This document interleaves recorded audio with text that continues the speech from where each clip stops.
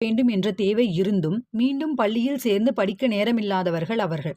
பொருளாதார மந்தநிலைக்கு பிறகு மாறிவரும் சூழ்நிலையில் அதிகப்படியான வருவாய்க்கு வழி தேட வேண்டிய கட்டாயம் மிக பலருக்கு ஏற்பட்டிருக்கிறது. அவர்களில் பலருக்கு இதற்கான ஒரே வழி புதிய சிறப்பான அறிவை பெறுவதேயாகும். முற்றிலும் புதிய வேலைக்கு போக வேண்டிய அவசியமும் பலருக்கு நேரலாம். வியாபாரியானவன் தன்னிடம் உள்ள ஒரு பொருள் விற்காமல் நின்றுவிட்டால் அதிகம் வாங்கப்படும் இன்னொரு பொருளை கொண்டு வந்து வைக்கிறான். அதே போலவே சுயதொழிலில் ஈடுபட்டுள்ள ஒருவன் தன் வேலையில் போதுமான வருவாய் கிடைக்கவில்லை என்றால் அதிக வருவாய் தரும் வாய்ப்புள்ள இன்னொரு வேலைக்கு போக வேண்டியது அவசியம். ஸ்டூவர்ட் ஆஸ்டன் வியர் ஒரு கட்டிட பணி பொறியாளர். பொருளாதார மந்தநிலைக்கு முன் வரையில் அவரது தொழிலில் போதுமான வருவாய் இல்லை. தன் நிலைமையை அவர் ஆய்வு செய்தார். வக்கீல் தொழிலுக்கு மாறுவதென்று தீர்மானித்தார்.